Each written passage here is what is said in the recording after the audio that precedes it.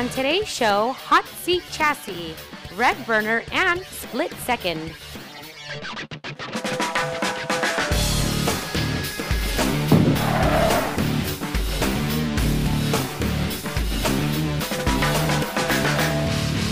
This show is sponsored by Sim Raceway.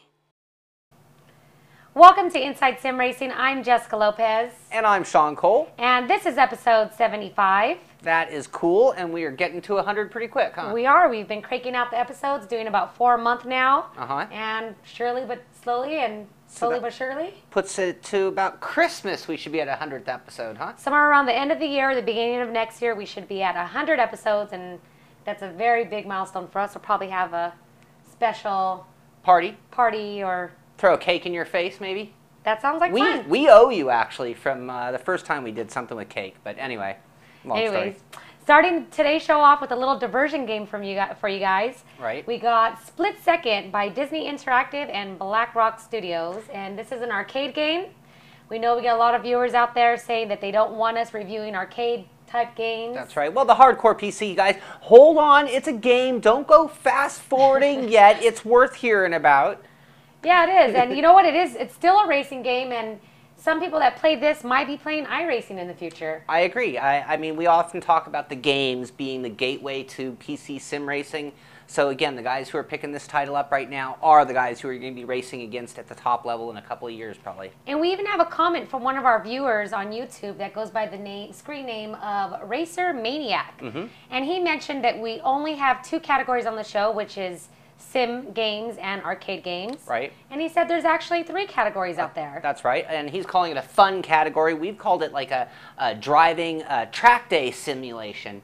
And this is sort of in that middle. It's not a game where you blow things up or where you feel like you should put a quarter in. And it's not a hardcore sim game like iRacing or R-Factor. But it'd right be in like the middle. your Gran Turismo or Forza or the upcoming WRC possibly. There you go. Absolutely. But today we have an arcade game. And it's Split Second. Going to go ahead and give you guys the specs on this game before we put it on our rev scale. Split Second is an intense action racing game set within a reality television show. Competitors will vie to be the first to the finish line in a made-for-TV city set rigged to blow with the ultimate goal of becoming the season champion. Trigger explosive, devastating events lined throughout the track that drastically alter the dynamics of the race. Every lap is different. Use pinpoint timing to obliterate huge structures and towering TV set pieces to tactically alter the track or create entirely new routes. Compete in a variety of game modes in 2-player split screen or take on the action online in races for up to 8 players. You don't want to miss this train. Only on the next chassis-shaking episode of Split Second.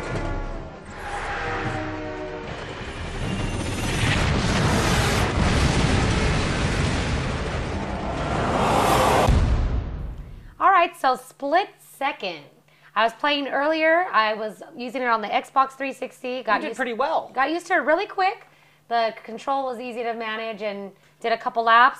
Playing some time trials. Right. And I was keeping up, blowing. You started drifting. I did. I learned how to drift and, you know, blowing stuff up for other cars, getting blown up at. And it's a very fun game. The graphics are really cool. Absolutely. A lot of action. Tons of action. I mean, you've got explosions.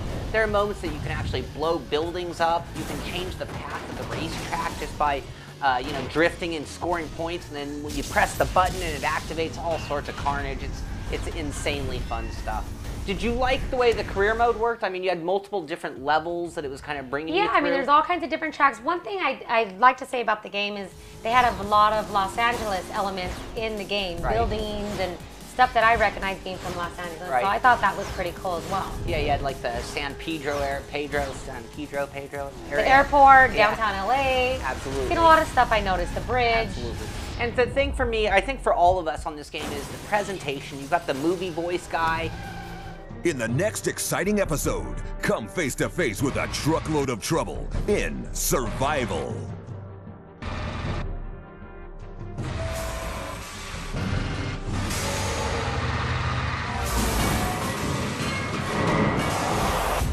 the whole thing sucking you in. I mean, each time you enter a new stage, it's like really dramatizing it and telling you, oh, you got to do this and score that. And I mean, I thought I was making a movie or I was a stuntman.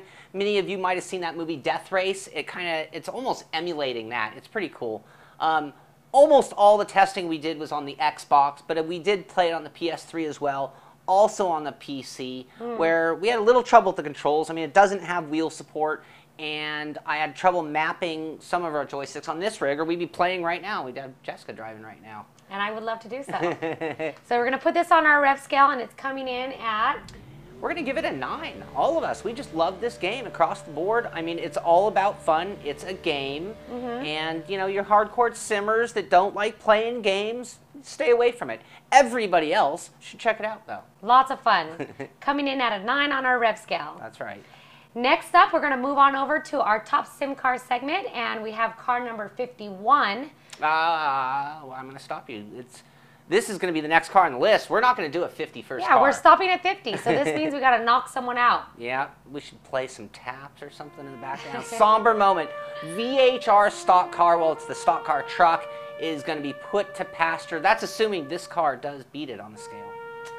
So bye to the V8 and hello to our new top sim car. This segment of top simulation cars of all time is sponsored by simraceway.com, the home of online racing.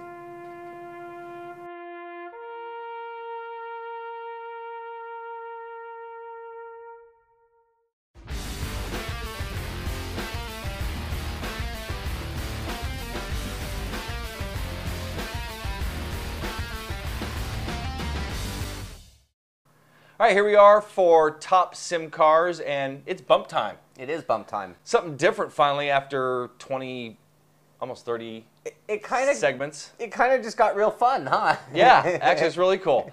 Actually, we thought of another one, and let us know what you think about it in our comments. We're thinking about doing lap times for all the top sim cars, and then posting them. You know, whichever one of us gets the best, or whatever we figured out. Usually, we're pretty close. Yeah. And then see if you guys can beat it. So we're gonna probably do that on a segment and like have the list of all the lap times. And it's not like we're gonna turn 100 laps to post. I mean, we're gonna get a good base, sort of like the theme of the Top Gear guys. And the Exactly. way they do it. Exactly. So we're gonna do that on a future. But anyway, this is the Lexus Is-F.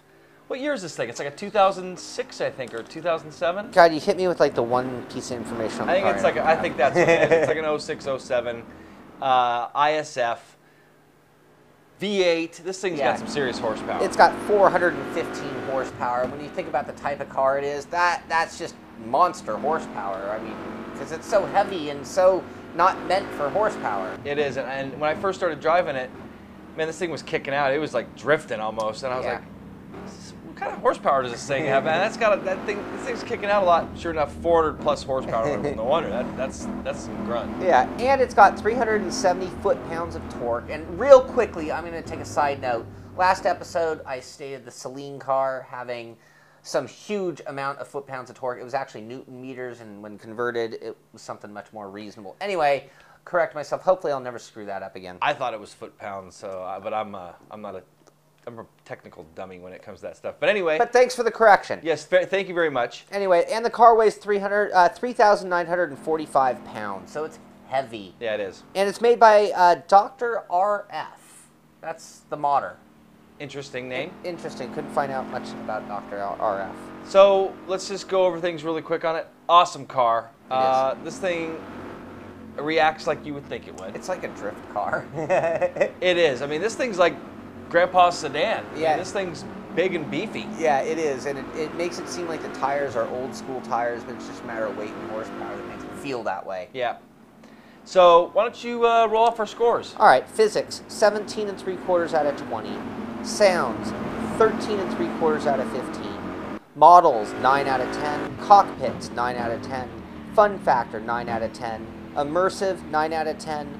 Force feedback, 9 out of 10. Damage, 5 out of 5. Skins, 3.5 out of 5. And the default set also at 5 out of 5, giving it a total of 90. We had a request for damage. Fire? Fire. Show a little fire? Oh, I love fire. Yeah, let's see some fire. Yeah, let's see some fire right here. Let's see some body panels flying.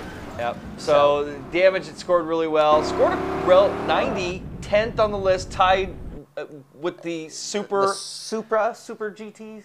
Super GT 500 car, the Supra. I was tongue twisted on this when we were trying to figure it out. But anyway, ties for 10, and again, bye-bye VHR.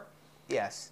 So that's pretty much going to wrap it up. I mean, actually, really quick across the board, this thing, there we see it right there. The cockpit was awesome. We all immediately jumped to thinking Forza, and then it just had that certain photorealistic. Well, not photorealistic. Yeah, pretty much photorealistic, man. I mean, it was. It's amazing. It is. Very well done, man. You guys modeled this thing great.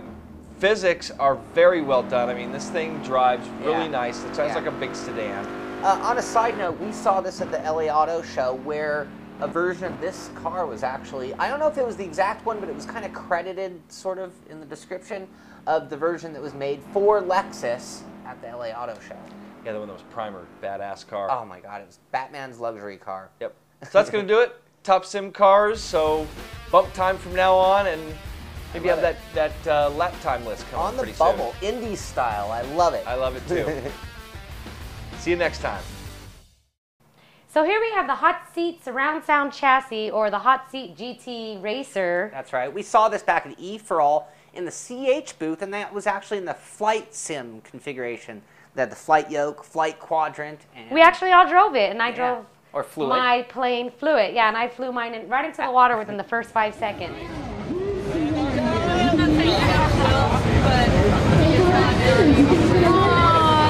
I would have told us in the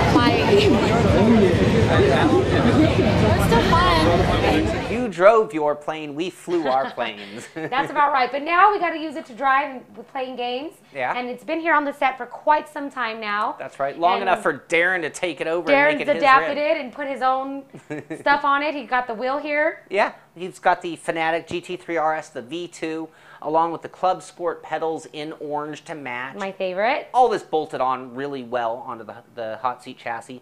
Also, we mentioned we were going to get this tachometer working with the rev burner, and here it is. We'll get to that, along with the gear indicator. So, I mean, unlike most rigs that just come in for a test, this one got completely taken over, and it'll make it easy to review it. And this rig, as a standalone, along with the surround sound by Logitech, goes for just under $1,000. And they have another model that goes for about $4,500, and that comes with the flat screen monitor and a gaming PC, Right. and then your choice of a G27 or a G25. That's right. And the surround sound, of course. And actually, I mean, you can get this in any variation between that turnkey 4,500 model and the $1,000 model. I mean, it's just that adaptable. Just depends on what you want to add to it when you purchase it. Yeah. So Darren and Sean did a little review of the Hot Seat surround sound chassis along with the rev burner, and here it is. So now we get to talk about some racing doodads, I like to call them. I mean, I've always felt as a sim racer, there aren't enough things to purchase. I mean, this is my favorite hobby, and comparing it to others, there aren't a lot. But anyway, we have 3 very cool things coming to us from Sim Projects. That's SYM Projects with an S.com. That's their website. And the first one is the GI Pro, which it's hard to see here. There's a little shift light indicator. A lot easier to see if we talk about GI Max, like Darren has here on his sim rig. And as you can see, it's a gear indicator, and his isn't flashing, but you can also make it... Actually, I got it flashing right now. Oh, it is flashing. Not flashing at the moment. And yeah, if you rev it up, it'll actually flash like a shift light indicator, like that. Anyway, these are very cool. They plug in USB. They come with a very simple to use interface. Sim Dash is what it is. And with that, you can calibrate this to different RPMs to change the shift point, or the flash point, I should say. And you can also adjust the brightness, because as you can see, they're very bright. Yeah, I got it maxed out right now. And for me, these are very cool. They're a little unfinished. You can see the circuit board. And the plug, the USB plug, is on the side, which sometimes is difficult. The wire is a little stretched out sometimes. And there's nothing, I mean, I don't like putting circuit boards on metal, so you have to figure out some way to fix that or remedy that or mount them. But the reason for that is they're very inexpensive. So for example, the Pro model, which comes in red or green, and it's very small. You could even mount it on the wheel if you wanted.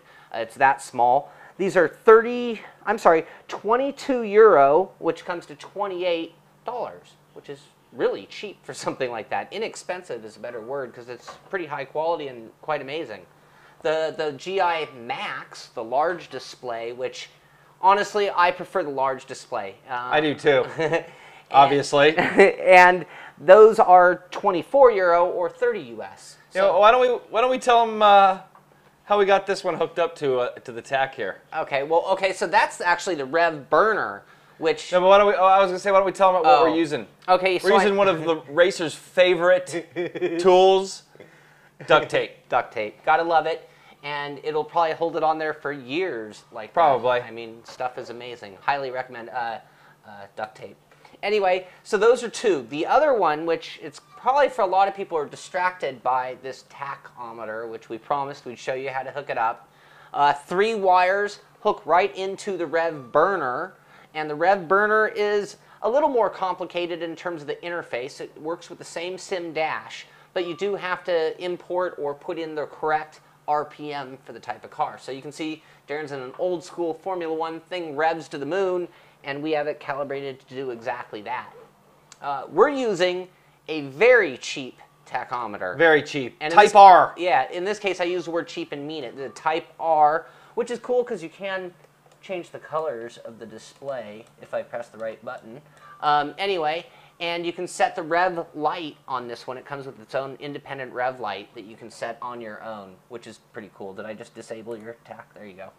So anyway, the Rev Burner, like I said, the interface is a little different. You do have to import the setup for the particular type of RPM of the vehicle you're using, and in this case, set it for 4, 6, or 8 cylinders. Right, and you need to have the software running. You need to have the sim. Was it Sim Projects? Is that what the name of the software is? It's running It's Sim Dash by Sim Projects. Yeah. Sim Dash. That's right. You have to have that running in the background, and then you can adjust things in there as well. Real quick, did you tell them how much I got this thing for? No, actually. $20 on eBay, by the way. So that's why we went with this. That's another reason we went with this tack, is because absolutely very cheap. So the Rev Burner itself, like the other boards, comes really unfinished. No casing or anything, and we've actually had a tricky time mounting it, but we did figure out a good way to get it done.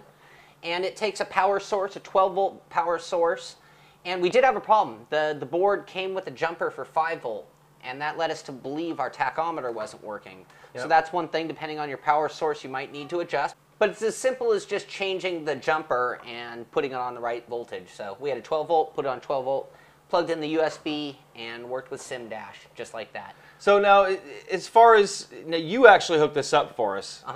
So is it really difficult to hook up? I mean, it's just those 3 wires from the tack went right into the, yeah, you have a positive, the Rev Burner piece, right? A positive, a negative, and a ground, positive, negative, and a signal wire, and then a USB into the computer and the power source. It was that easy hooking it up. And the other thing that you got to know about is the interface. Like iRacing automatically outputs, and you don't have to do anything to configure it. With the R-Factor-based games, you have to, first of all, use ISI-based games, you mean? ISI-based games, thank you. You need to, first of all, fire up Sim Dash with administrator rights if you're using Windows 7. If you're not using Windows 7, fire it up, and then you'll need to hit configure, and it'll rewrite some things, and it'll actually put the DLL files or do whatever it needs plug-in-wise, and it's that easy every time. So we had great success. 2 different computers, both configurations worked great, and I did have a little problem when I learned the Windows 7 problem, and all of mine went out temporarily, and I had a race last night, and I swear I almost freaked out because I had already gotten that accustomed to using them. I mean, there's no way you're getting these off my rig at this point. And when you look at the amount of money, oh, I didn't mention the Rev Burner is 32 euro, which is $41 US. So, I mean, Darren's setup here, you're looking at $61 plus $30, $91 for the gear indicator, the tack, and the Rev Burner. And then you're going to need a power supply, which what we ended up using, we had battery chargers. Yeah, our battery chargers had the same type of power supply, same adapter. So that's what we used for this thing. So we didn't have to buy one. So if you have something like that, you can use that. Don't over juice it because you'll probably fry it. Yeah, definitely want to get the right source. They do sell the power source there, so you can buy them from Sim Projects as well. So, there rev you have scale. This one's a no-brainer for me. Right here, I have it right there on the rev scale right now. Pegged at a 10. Yep. The only downside is you're going to need to be a little crafty, and that's about it. I mean, and that's not even a downside. It's just a nice unit. It's worth the time you have to spend. Yeah, just a little duct tape and you're ready to go. It works that way too. Yep. So check them out at projects.com and check them out for yourself. I'm going to actually hand things over to Darren because we're going to switch to the hot seat. And since Darren has made this his rig for, gosh, 6 months? At least. Yeah, they sent this to us, man, I think right around Christmas time late last year. Yeah. So we've had it here for quite a while. Adapted It's actually in our lunch. iRacing review. We had it on the set, but Right. it's been on the set a lot off and on since then. But yeah, it's definitely been my rig, and we're going to tell you all about it right now. All right, my turn to drive. Alrighty. Io sono Feo Pagnanti da Milestone e voi siete su Inside Sim Racing.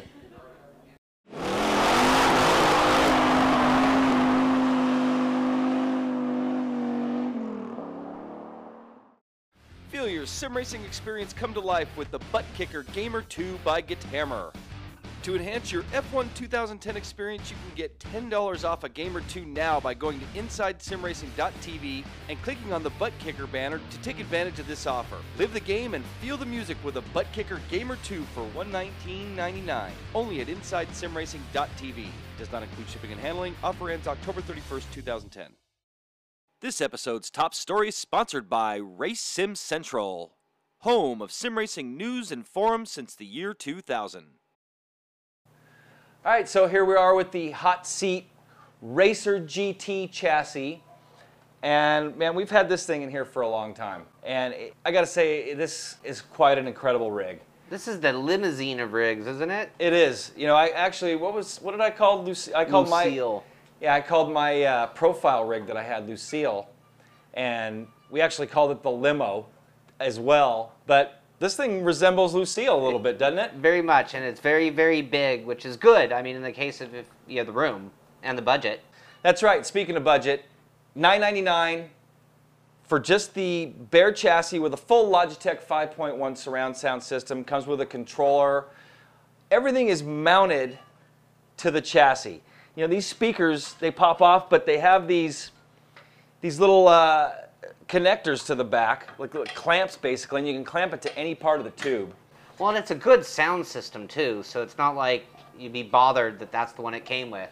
And if you're wondering why we're not using it, we prefer headphones. Plus, if we were using that sound system right now, you wouldn't even hear me or Sean, so kind of stupid for us to run that sound system. But I did run it quite a bit, and it is incredible, especially the way you can change where you have the speakers. You can point them in any direction, so it really makes for a good, they call it the surround sound chassis, and that's what it is. It is. We've also added a butt kicker to this thing. That was actually a mount from another rig. You know we mounted a butt kicker to it. Of course we did, but much better mount to the back there. And all we used was a Gamer 2 mounted to the back of the seat. Plenty of thump. So that's the base. So for $999, you're getting just the sound system and the base chassis. Does not come with the monitor. As Sean mentioned as we were coming in, almost $200 for the monitor stand. And then Hans G monitors. They sell, you can get full turnkey packages. Like they also mentioned with the PC, but you can also get it with a PS3, Xbox 360, PS2, just about anything. And this may sound like a sales pitch, but honestly, I love this rig, like I had mentioned coming in.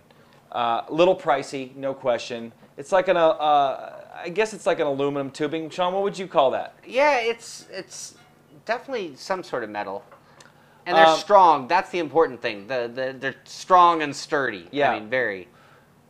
This thing has taken everything we've thrown at it. We've been able to attach everything in some way or another.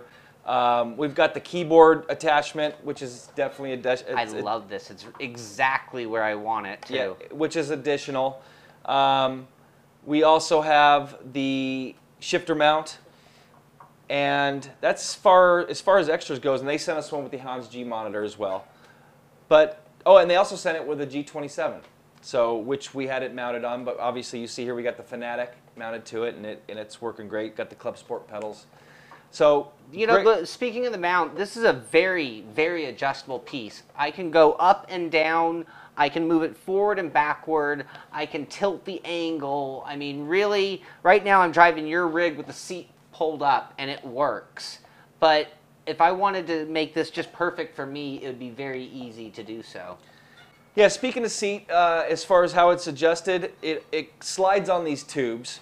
It's got basically plastic, huge PVC as far as the connectors. But that slides back and forth, and it's got a piece that you can cinch it down to stop it from moving. No up and down adjustment or reclining adjustment. I guess if you wanted to, you could put a seat with a recliner on that thing. I mean, again, you could adapt this thing to anything if you wanted to. But the way it comes, honestly, 6'4", I preferred this at this level and with this adjustability. Sean, what about you? Sean's... I am fine. Less than 6'4". Yeah, I am way less than 6'4", and the only thing, like in your setup here, the pedals are a little far away for me because I really don't want the wheel anymore in my chest. But if it were mine, I would put the wheel farther forward, and that would be cured just like that. And or move the pedals closer to you. Exactly. I got the pedals hard mounted, so they're not really movable right now. But yeah, I mean, I really do believe that this rig would accommodate anybody from a hair smaller than me to well over your height with perfection, really. Yep. You can't rake the pedals, though. No, you can't. The pedal plate is not, you can't rake it, but I guess you could put some blocks on it or something. But, yeah, we could shimmer pedals, that's for sure. Yep. And it's super sturdy, so I mean, whatever you could throw at it, it's going to take. So, obviously, by my glowing review, you can tell that I'm going to give it on the rev scale. Just going to throw this out right now. I'm going to give it a 10. Sean, what'd you give it? I mean, the only downside is the price, but I think that it's priced for what you get. So Yep. I also am going to give it a 10, but you know, somebody who's on a limited budget, they're not even considering this. The only other thing is, if you we're using like a giant screen, well, 28, 29-ish. If it were smaller, the monitor stand is a little farther away.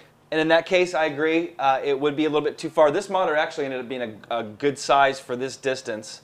You're crashing, aren't you? Yeah, I'm gonna fix that. But if I was to do something, without, say, this monitor stand, this thing could probably slide under some kind of stand, and you could put it closer, Definitely. Or even slide under, like we have our big screen, you could slide under that. Yeah, and even though it's attached to the chassis like it is, I am seeing absolutely no wiggle at all while I'm driving, and I'm doing quite some driving. Yeah, and I can see it a little bit from just sitting here, but I mean, it's not really noticeable. I've never noticed it when I've driven. I've driven some long distance races in that. So you can go to hotseatinc.com to check it out. Matter of fact, Flight Sim, it's adaptable to that. That plate, you can adapt to pretty much anything. I highly recommend this rig. I'd like to thank them for sending this to us. Lee at Hot Seat, I'd like to thank. And that's going to do it. That's going to wrap it up. I'm going to hand it back to my buddy here, Sean and Jessica, to wrap up the show. That's going to wrap up this edition of Inside Sim Racing. Hope you guys enjoyed the show. I did. We got a lot of new stuff coming up. We got the GT Omega Racing Rig. We got the GTV, I forget the name, but another wheel stand on the way as well. We do. We have another arcade racing game coming up, Mod Nation Racers, which myself and Darren have been playing. Yeah, I haven't played it yet, but I hear you both laughing in your offices playing it, so that's cool. And we got some other titles that are coming out in the near future, F1 2010 and Gran Turismo 5. So make sure you guys stay tuned. Make sure you visit RaceSimCentral.com to check out where we've been blogging daily. And our website, InsideSimRacing.tv. We have our forums over there where you can chat it up with us. There you go. And make sure you subscribe to our YouTube channel. And keep the comments coming. We do read them all and try to answer all of your questions. And I guess that's going to wrap it up. Yeah, good times. Checker flag is out, and so are we.